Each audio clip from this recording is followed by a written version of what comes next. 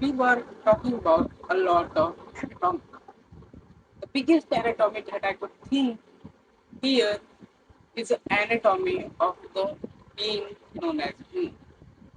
They are the greatest of all as we think of them, but the one thing that deceives me the most is their greatness comes at a cost.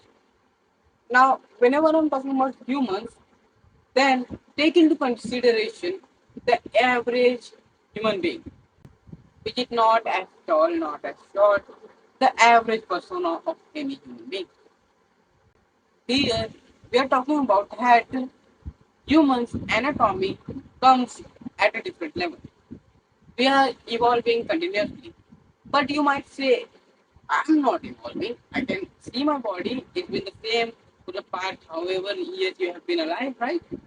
So you haven't evolved, right? So evolution is just not instantly. And the definition of evolution states that it is a gradual change. Yeah, evolution is a gradual change occurring in living organisms over a long period of time. That's what evolution states itself, right? So here, evolution is just telling us that it takes a lot of duration, and the large amount of chromosome, like larger the number of chromosomes, the longer the duration of the evolution will be. That's another thing. Also, here the thing that I'm trying to say is that bacteria, viruses, they have so little amount of genes into them that evolution doesn't take much time. What is evolution? The changing of the molecule of DNA, some here and there. That's that's evolution, right? So what happens? The change in chromosome DNA, it takes some duration. So smaller the number, greater the evolution, right? I mean faster the evolution. That's the thing that occurs over here as well. The viruses have the amount of gene in some thousands, right?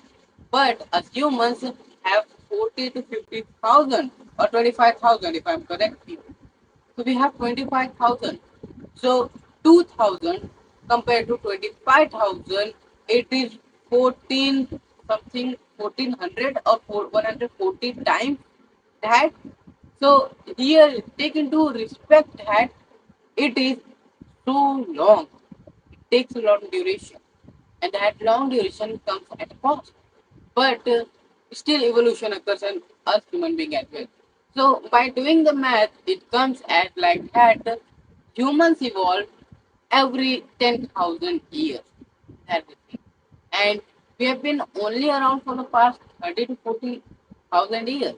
We have not been alive for longer than that. So it states here that us humans are only a small grain of sand in this vast universe, not compared to the Earth, right? In the vast universe. It took around 4.5 billion years for the Big Bang. It did, the time and space began that long ago. And after that Big Bang, what happened? The Big Bang, and now the life came on Earth after some 2 billion years. So it states that for almost 2 billion years, there were no life forms on the whole Earth. No life form, no chemical reaction, nothing like that. In a confined space, that I'm trying to say. So that's the being, that the thing that's happening here. Now, similarly, as human being, it takes 10,000 years for evolution. So, what's the latest evolution that's going into our body?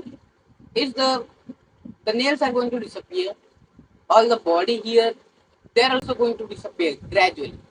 The ear pinners, they're also going to disappear.